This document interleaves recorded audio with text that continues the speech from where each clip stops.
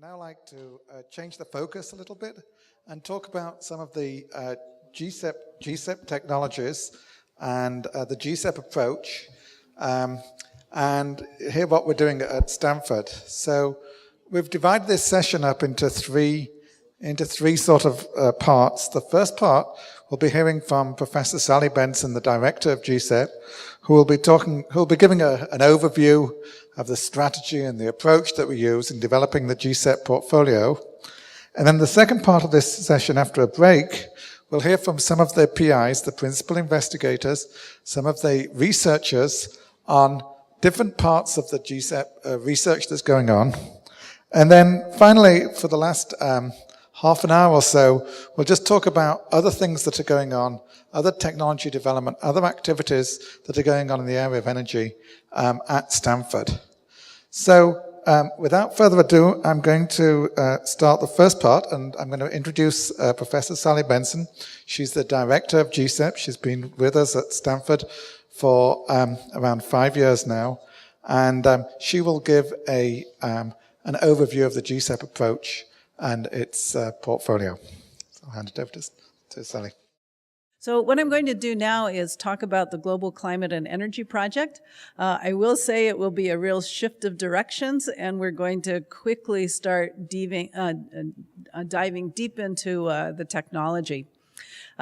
So what I'd like to talk about first, though, are the goals of the GCEP program. First of all, we are focusing on discovering new scientific concepts for clean energy, and by clean energy, not only pollution, but also really dealing with climate change. So specifically, we focused on technologies with low greenhouse gas emissions. And I really enjoyed the talk earlier today talking about the importance of this issue. The second thing is, based on these fundamental new scientific concepts, we have the opportunity to develop new breakthrough energy technologies that will be scalable and help meet global energy demand while at the same time significantly reducing emissions. And all of the work we do is done with students at Stanford University and universities around the rest of the world. And through their research activities, we're helping to educate the next generation of leaders and the research workforce.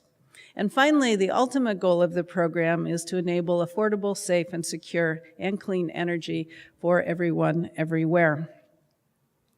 So I'd like to give you a little bit of a history about the GCEP program, or the Global Climate and Energy Program.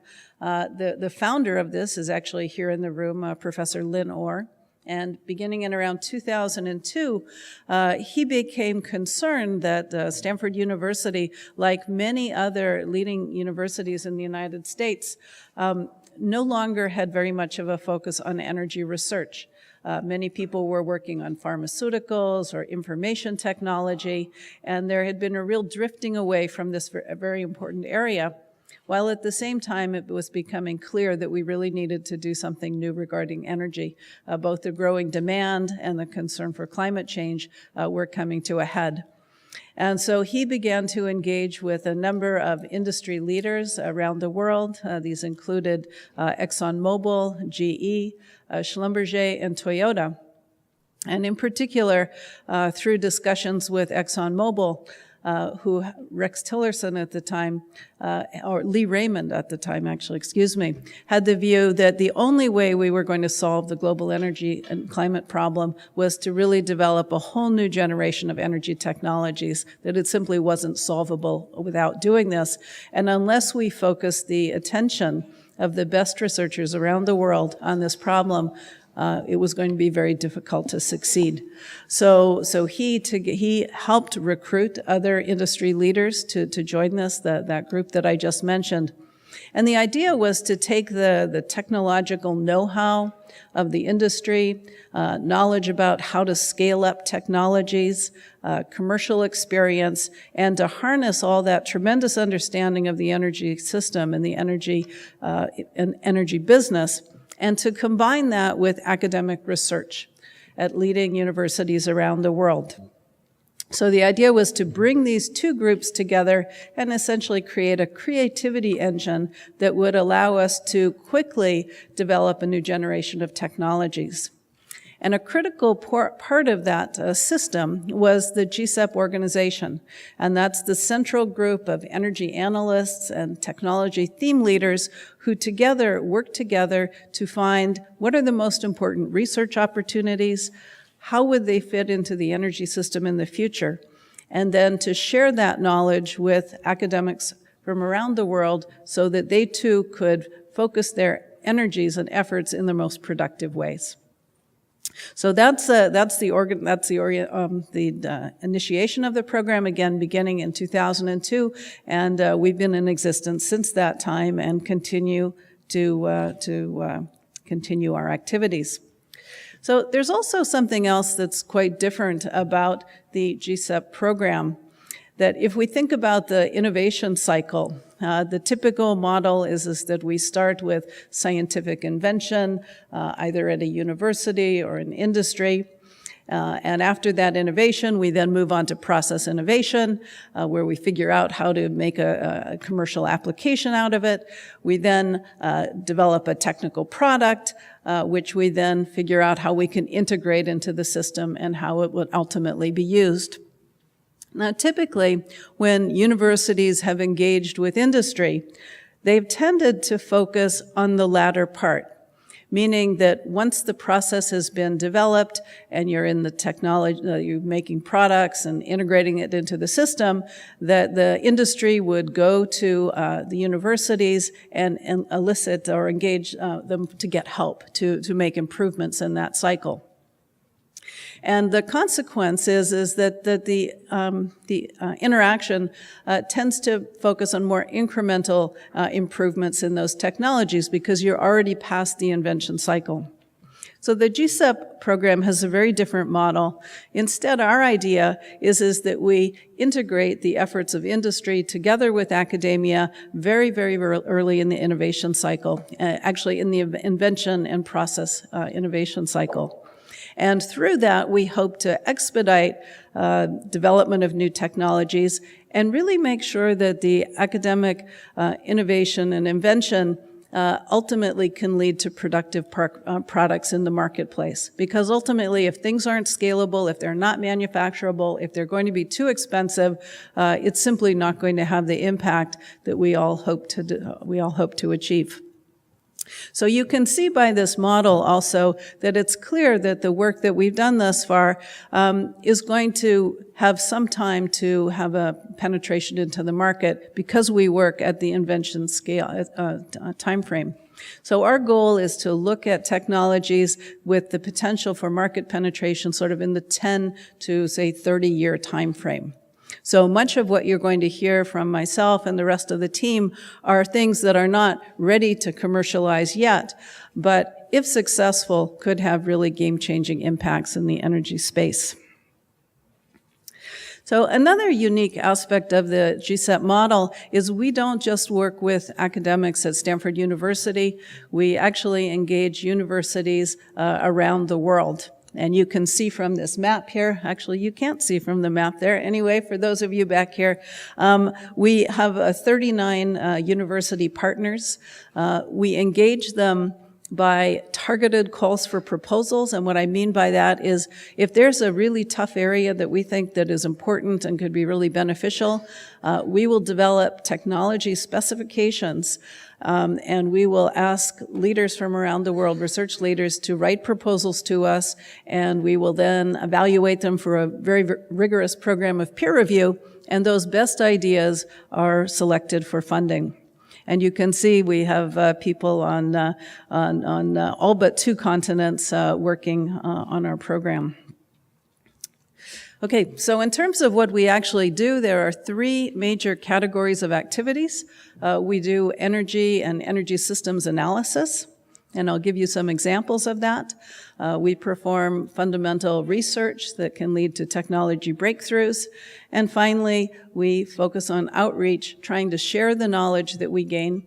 Everything we do is public. You heard a little bit about our website. There's a tremendous store of information on very early stage ideas that's available to the whole world, because when we began this, that was an important part of our value. We created this new program. So now I'll give you some examples of the energy analysis that we do. So when we began GCEP and we tried to imagine a new energy system, we didn't want to focus our attention on areas where the resource, the fundamental energy resource that humans could use to convert to some useful energy services, we didn't want to focus on those areas where the resource wasn't big enough, because at the end of the day, that would be kind of a waste of time. So the first thing we did is something called an exegetic analysis of the global energy system. And what that meant is we were trying to identify the useful portion of energy that could be harnessed for human needs. And we looked at all of the resources. We looked at all of the renewable resources, and at the same time, we looked at all of the depletable resources to see just how big those were. So what this chart shows you is the size of the global renewable energy resources.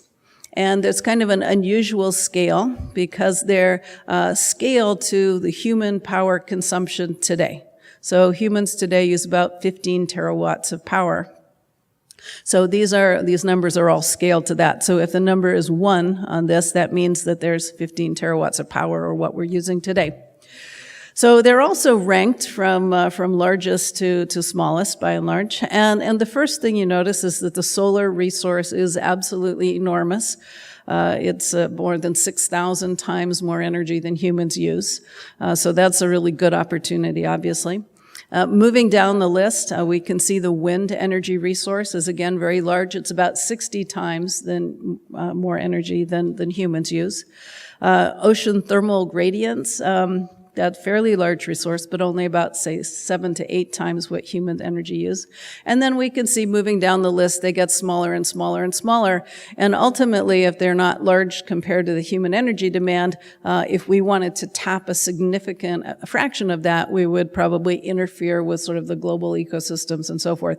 So if they're too close to our uses, that we probably shouldn't tap them in any significant way. So from this, we interpret this, that the solar resource and the wind resource are really the big renewable energy resources that we've been focusing our attention on. Having said that, however, we've heard a lot of discussion about biomass, and biomass is interesting from a number of perspectives. One, we already have a system to cultivate biomass and to harvest it and so forth. So we already know how to use this resource, at least for providing food, very well. And we've provided a lot of biomass for energy as well, for traditional energy uses. But you can see that if you look at terrestrial biomass, it's only about 5 times more than human energy demand. So what that tells us is that by nature, the biomass is going to be limited, particularly when we think that the biomass has to also be used for food and for ecosystem services. So we believe that this will be a limited but important resource. And following down the list, the rest of these are all rather small. So now moving on to the depletable energy resources. So these are resources that are stored in the crust that are available for us to consume, but once we consume them, they're gone and won't be available for future generations. So the scale on this graph is the same, almost. This shows is the ratio of the size of this depletable resource compared to annual energy consumption. So so 1 would be the human annual energy consumption. So if we look at the largest bar, interestingly, it's geothermal energy. There's a tremendous amount of heat stored in the crust of the earth that can be mined, for example, by extracting it using water or carbon dioxide or something. So very, very large resource. We use almost none of this today. Moving down the list, the next is deuterium and tritium. These are the fuels that could be used for fusion power. That's not available today, but at some point in the future it may well be. Moving down the list, we have uranium and thorium. These can be used for fission nuclear power. Again, quite large resources. And then to the right of the chart, we see coal natural gas hydrates, oil, and gas. And you can see all of these there's more than 100 times human energy consumption. So the idea that we're going to run out of fossil fuels in the near future is not a realistic one, and particularly as scarcity grows, prices go up, and the oil and gas industry has been remarkably creative in finding new ways to extract oil and gas from very difficult places. And the shale gas revolution is an example of exactly that. A rock that was completely ignored about two decades ago now is a major source of both oil and gas in the United States, and I think soon we'll see around the world that others will be also taking advantage of their shale resources. So the other thing this tells us, though, is since the fossil fuel resource is so large, it's likely that these will be continued to be used long into the future. But if we are concerned about climate change, we need to find a way to reduce the greenhouse gas emissions from these, and particularly carbon dioxide. Okay, so that sort of gave us the big resource picture. It says, you know, we've got plenty of resources. That's not the issue. The issue is to be clever about finding ways to convert them to energy that we need, that's affordable and doesn't damage the environment.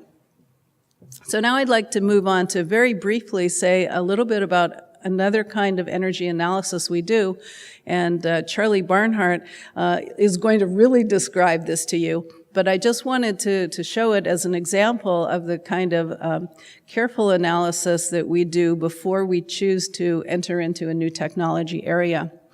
And we've gotten very interested in energy storage. We see that as one of the next big things, and consequently decided to look into existing energy technologies, look into performance requirements for energy storage technologies that would be useful to integrate into the electricity grid to try to firm renewable energy resources. And one of the questions that we asked is that if you invest a certain amount of energy into storage, say you want to invest 100 joules into energy storage, how much energy could you store for that investment? Okay, so what we found out is if you looked at the traditional energy storage systems like pumped hydro, that for the amount of energy that it took to build that pumped hydro system, you could get back like 210 times more energy storage than that investment. So it's a really, really good return on investment. But what we found when we looked at batteries is the situation was completely different. Things like lithium-ion batteries and so forth, the return on investment was 10 at best. And if you look at things like lead-acid batteries, the return on investment was only 2.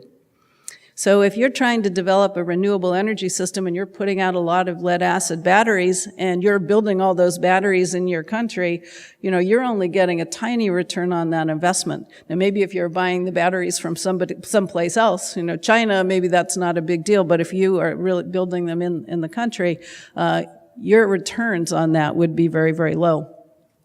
And so the next part is we say, well, what would then be the one attribute or multiple attributes of that battery that we could improve to be able to make a good battery for grid storage? And what we found out, it was cycle life. And Charlie will talk about an example of a battery technology that we're developing that has an enormously long cycle life. So that's the kind of work we do before we just jump into making a commitment to a particular type of technology. So now what I want to do is just sort of give you an overview of our portfolio of research. It is very broad. It's broad by design. This is a fundamental scientific discovery program. And when you're working in this space, it's very, very high risk. We actually encourage high risk proposals. We say high risk, high reward.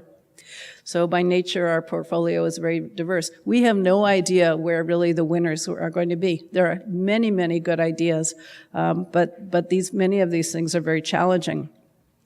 So broadly, the portfolio is divided into 4 major components. The largest component is on renewable energy. We do a lot of work on solar photovoltaics. You'll be hearing more about that later. We do work on trying to make hydrogen directly from solar energy. So instead of making electricity, you could make hydrogen. You could use that hydrogen in a fuel cell. You could use it in a car. You could use it as a cooking fuel, for example. Another large component is in the area of bioenergy, and you're going to be hearing more about that later on. But in particular, we focused on trying to modify plants so that the lignin component of the plant was either smaller or the lignin component was more degradable. So moving around the circle, the next component is in the area of hydrogen. We've done quite a bit of work to try to develop systems for producing hydrogen from biomass. We've also worked on hydrogen storage systems, which of course is one of the great challenges to efficiently being able to use hydrogen in our energy system. So that's the sort of orange part on the top. If we move over to the right-hand side, we move into our research in carbon-based systems. We've done a lot of work on advanced combustion, and Professor Orr will talk more about that. But basically, we've said that 50% isn't good enough, 60% efficiency isn't good enough, and we're pushing the frontier of efficiency and have a target now of about 80% efficiency of conversion to electricity in a single cycle from advanced combustion. We've also worked on improved approaches for coal conversion, trying to more efficiently use the coal and at the same time develop a system with 0 emissions to the atmosphere. And associated with that, we do quite a bit of work on carbon capture, scrubbing technologies that remove the carbon dioxide from the flue gas so that it isn't discharged into the atmosphere. And then once you have that captured carbon dioxide, where could you sequester it or where could you store it? And primarily we focused on storing it deep underground. And then the final portion of our portfolio is in the area of electrochemistry and trying to make an electric grid that can accommodate more intermittent and distributed electricity sources.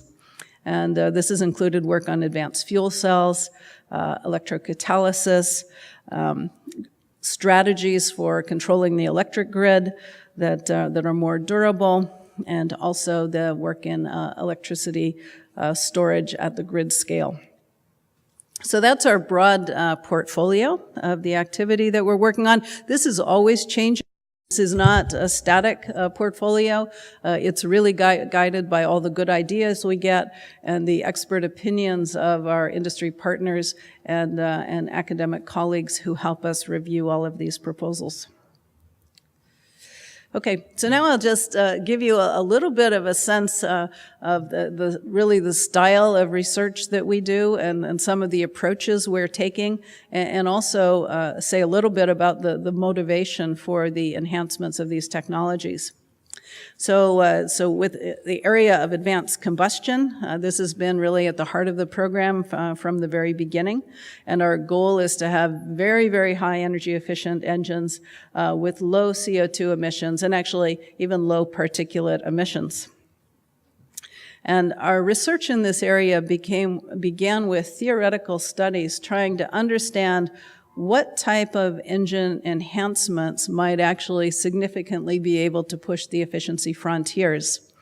And what was identified as a result of this is that if we really wanted to have significant improvements over today's technology, we needed to push the extreme frontier. And in particular, looking at combustion at very, very extreme states with compression ratios of 100 to 1 or greater. And under these conditions, we've been able to show that indeed you can achieve very, very high conversion efficiencies. This is some of the work I mentioned in advanced coal combustion. The idea was instead of to combust coal in air, that one would actually use supercritical water oxidation. And the output product would actually be power plus a waste stream of carbon dioxide dissolved in water, which could then be disposed of without any free phase separate carbon dioxide. And the newest evolution of this research goes back to one of the topics earlier today having to do with particulates. And in fact, the idea of extreme state combustion combined with careful control over the stoichiometry could actually lead to a diesel engine that was sootless. So that's in the area of advanced combustion. In the area of the electric grid, our goal is to develop the ability to integrate new energy generation technologies and systems to have more reliable performance with a new model of the grid that incorporated much more distributed and variable generation. So our work in this area started by a new concept for control of the electric grid that involved a hierarchical system of communications and control so that no longer are all the decisions made at a central coordinating facility, but instead that there would be intelligence embedded farther down in the grid that will allow the grid to self-correct as anomalies were detected, that controls would be put in place so that it would actually stabilize the grid as opposed to simply setting off a chain reaction that leads to these terrible grid failures that we've had all over the world. So a key component of this better grid is electricity storage, and I mentioned a little bit about our analysis activities, but we're also working on technologies such as carbon fiber flywheels, basically a solid oxide fuel cell that could be reversibly operated to both provide electricity as well as to store energy. And then finally, some technologies for batteries that perform very durably over very long time periods and also at a cost-effective manner.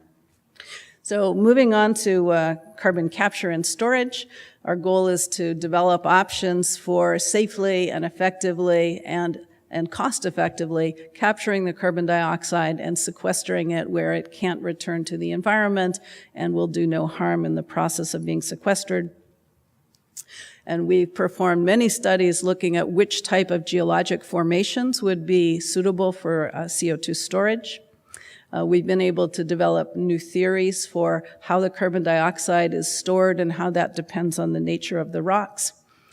Technologies to monitor where the CO2 is going and perhaps even how it's changing the strength of the rocks. In the area of carbon dioxide capture, we've done work on membranes. We're also now working on metal organic frameworks as well as ionic liquids, which would be advanced capture systems with lower energetic and financial costs.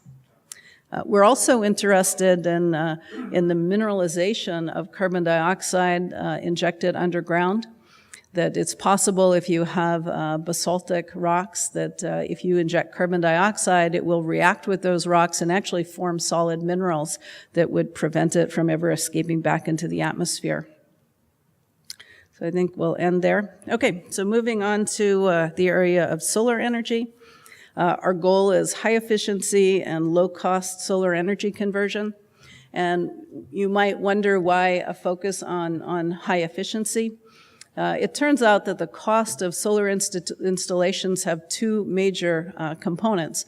One is the cost of the module itself, and the second is the cost of the installation. And basically, the lower the efficiency of the cell, the larger it needs to be, and consequently, the installation costs get to be higher and higher. And today, actually, about 50% of the cost of the system is associated with the installation, and 50% is associated with the cost of the modules. So if you really want to drive down costs, you both have to work on the module as well as improve efficiency. So this has been our strategy in this area. And we've performed fundamental studies of looking at nanostructured materials for making thin film photovoltaics that will optimize the absorption of the photons as well as electron transport. We've Another very important focus of our solar work has always been on the idea that the industry will not be scalable unless you're using earth-abundant materials. If you're using cadmium or tellurium, there are concerns both with toxicity and the rarity of those elements. So we've really always focused on those elements that are very, very abundant. So things like silicon and carbon and so forth. So one of the strategies we had for a tandem cell or a multi-layer cell was to use silicon quantum dots as a way of controlling the photon absorption. We've also worked on solar thermal systems, and you'll be hearing a little bit more about that later. We also have done some hot carrier cell work that has the potential of very, very high efficiencies. Another factor in terms of the cost of the solar cell is basically the amount of material that you need. So if you can make a very, very thin solar cell, it's going to cost less. But the challenge is if it's too thin, you might not be able to optimize the absorption of the incoming radiation. So if you have a way to concentrate the sunlight into a very, very thin layer, you have the opportunity for thin cells. And we've done lots of work in this area, plasmonics being one of them. As I mentioned, we also work on converting sunlight directly to hydrogen, sometimes called artificial photosynthesis. Also worked on advanced concepts such as thermophotovoltaics, the idea being that you have a crystal or a material that will absorb the entire solar spectrum, get extremely hot, and if you design that material correctly, it will emit in a very narrow band, and you can design your photovoltaic device then to be optimized to that band gap. And then finally, a new project that was just successfully demonstrated, the world's first all-carbon solar cell.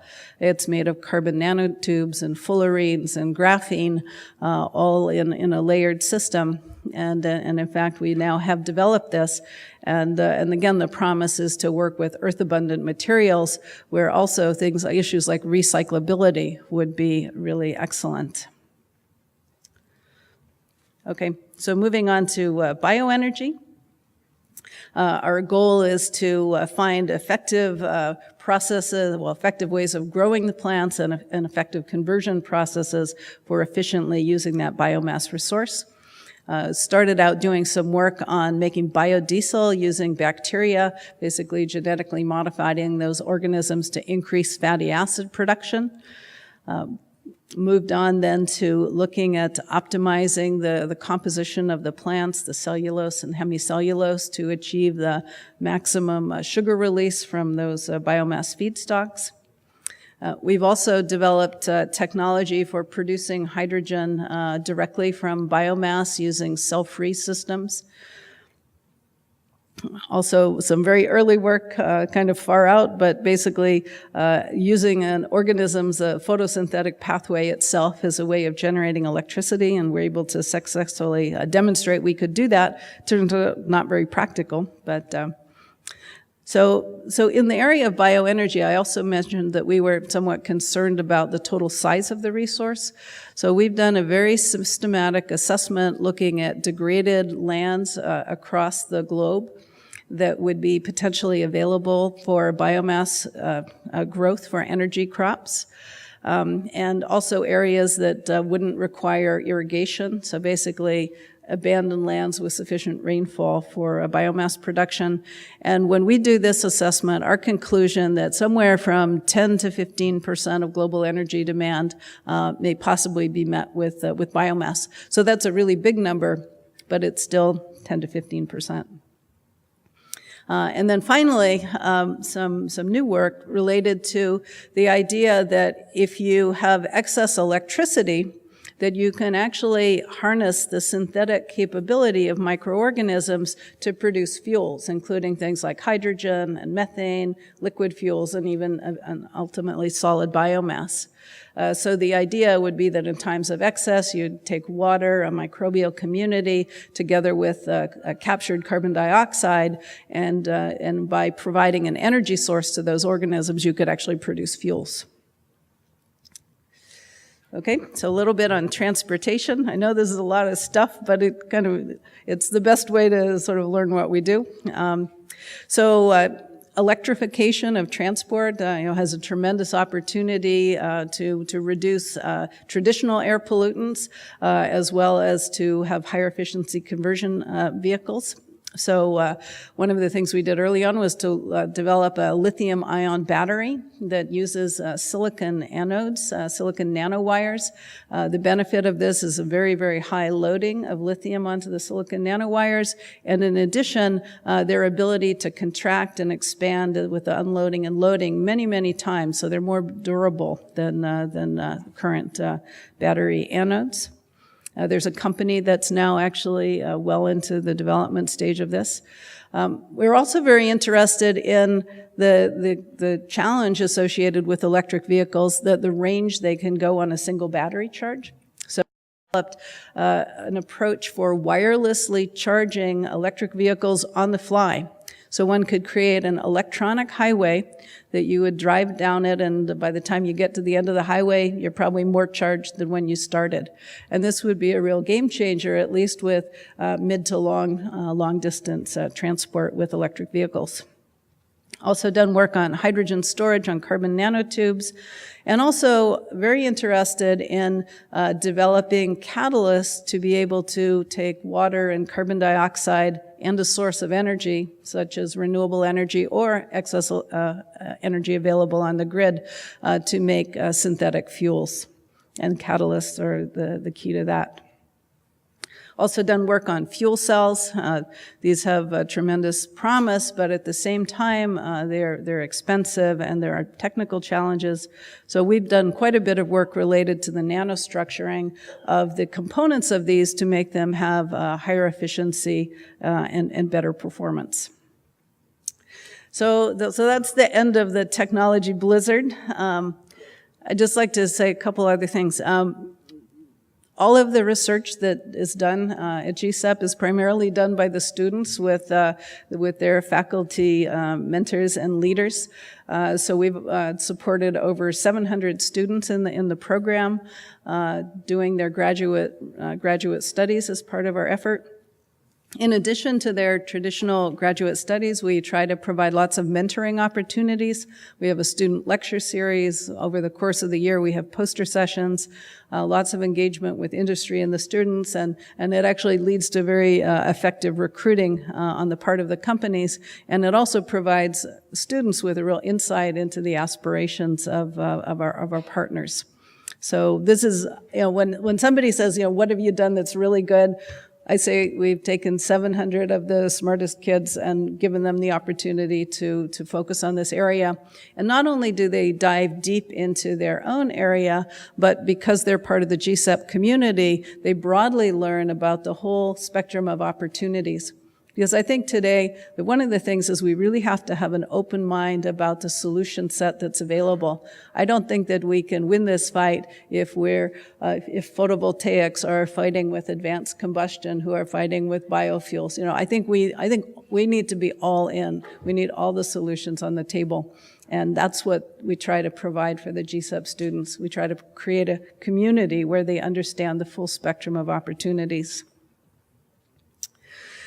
So just a very little bit more. One of the things that is part of the GCEP program is generating intellectual property. And over the course of the years we've been working, we've filed 34 patent applications, and those are in various stages of development.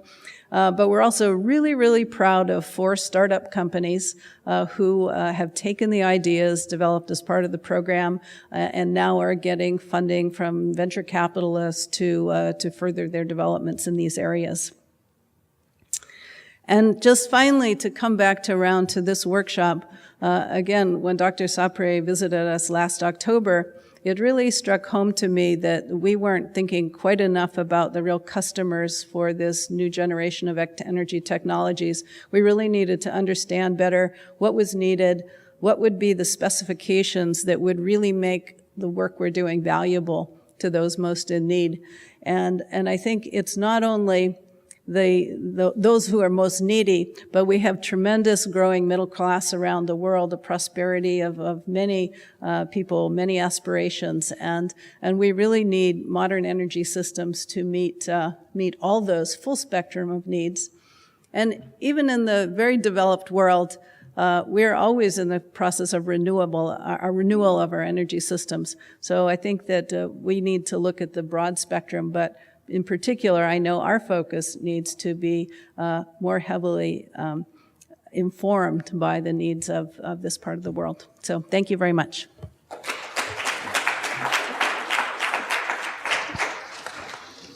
Thank you, Sally. Time for a couple of questions. Yes, at the back over there. In your presentation, solar energy tops among the renewable energy sources. Thanks to the cost reduction for photovoltaic cell cost and other thing. But again, the benefit of solar technology has not reached the low income group. There's very good market potential where they are not able to access to finance. And technology benefit they are not able to, whether it's monocrystalline, polycrystalline, thin film, the battery size or the inverter, the advancement battery, the all benefit they are not able to go. Through proper motivation, awareness, whether GCEP will be able to come forward to address this problem. And again, secondly, in biogas program also, next to China, our India achieved 4 million biogas plants. But the potential is 12 million. Still, the small marginal farmers, landless laborers are having the cattle, but they could not install.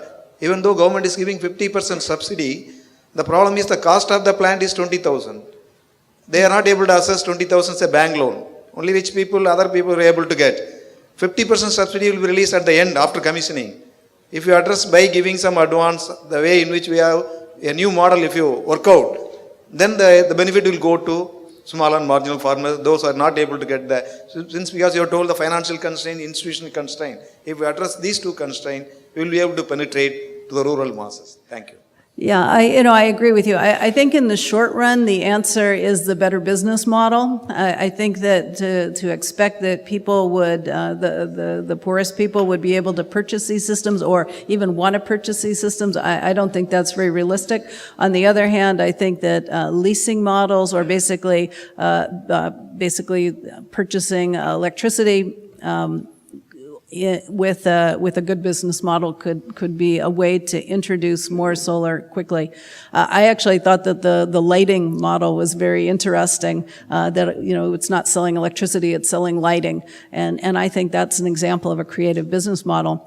But having said that, I think that we need to stretch further and we need to work on, on what was it, the $24.50 artificial leg. I think that's where we need to go. We need to make solar energy much, much cheaper. And so that's the technology target that we really need to be focused on. So I think it's two components, and I agree with you totally. First, I want to congratulate your project for having climate as a focus. In the climate negotiations, one is assuming 50% reduction in the CO2 emissions by 2050, about 35 years from now, to keep the warming below 3 degrees. With your work, can you comment? Is that feasible? We know that the diffusion time for energy technologies is at least 25 to 30 years. Right. Yeah. What is your comment on that? Yeah. If you just ask the question, if you could wave a wand and by 2050, could we have 50% emission reduction while at the same time increasing energy services by 50% or so? The answer is yes. It's technologically possible. The difficulty is exactly as you said, the transition time, the long life cycle of installations, and in fact, the lack of, I believe, a commitment and political will to pursue the pathway to significantly reducing emissions. So I completely agree that it's a very challenging situation, but fundamentally the heart of it is not that we can't do it. We're not resource limited. It's that we're institutionally limited and probably financially limited. I think those are the two big challenges. See, my question's about the technology part. See, in solar, polycrystalline solar cells, the cost reduction has been from $400 per kg to $16 a kg in the last 3 years. Now, when it comes to the cell itself, what is happening is when you have a number of photons, I mean, nano, I'm talking about quantum dots specifically. The problems are at the back end of the solar cell, because you've got, instead of efficiency going up because of this, the number of photons getting generated, you're not able, these photons are not able to, the electrons are not able to flow in the external circuit. So are you really working at the back end of the solar cell? Because if you're working at the back end, then, it becomes energy is actually becoming a chip industry. It's becoming an electronics business. So when I'm investing in the energy business and I'm planning a refinery, I'm planning this one, I'm not very clear on the forward curve. Because I don't know, because something, if quantum dot takes off, then it's like the penicillin of the healthcare industry. It completely changes the this one. So what is the time frame you're looking for? I'm talking about. Our time frame is sort of in the 10 to 30 year time frame, and you're exactly right that the electron transport is a very challenging part. Our project focused on both sides of that, but most of it focused on the quantum dots themselves and how the size of the quantum dot would in effect affect the band gap of the material. But there was some work on the other, and there's certainly more needed to get to a workable solar cell with those ideas. Yeah. Sally, this is sorry. Can I ask the question? The back end. Yeah, this is Prashant Sally. This is from GE. And Mark talked about the store and the failure of the store because of the supply chain. So, is there something interesting that, you'll be doing beyond technology into supply chain management, how improvements can be done? Dr. Jain talked about the fuel issue, the feedstock issues in the biomass and so on. Is that something interesting to you from an university point of view? Yeah, at this point, we haven't worked on that specifically. We're relying on the wisdom and know-how of our industry partners to, sort of be addressing those kind of issues. But we don't. I mean, we're really, a fundamental, invention kind of a program. But those are, of course, very important issues. Having said that, there are other groups at Stanford University working on those kind of issues, but they're not part of the Global Climate and Energy Project. So we'd be happy to put you in touch with those folks. Okay, one last question, and I'm going to give it to you over here, and then... what is your prognosis by, say, 2030 of the solar cell efficiency and cost? Oh, gosh. Target. Yeah. Efficiency. Well, I think it really depends on whether we're able to, really move into, multi-layer cells that are cost effective and that can be scalable and so forth. So, I would really hesitate to say, I would guess it's going to be in a year? Oh. 17 years is a really long time to forecast. Whether that you might be able to buy something that's 50% more efficient than today's good cells. I think that might be realistic with, tandem cells. And then in terms of cost, I mean, we've seen, just a real revolution in the decreasing costs. Part of it is, the challenges, but, certainly what is the latest cost, like 79 cents a watt. Those are pretty, astonishing prices. I think at some point the modules are going to go down, significantly lower than they are. I think the challenge will become balance of systems and finding a way to do that more cost effectively, because today that's a really big fraction of the cost. Okay, I think we should wrap this up. Thank you, Sally. Let's give her a round of applause.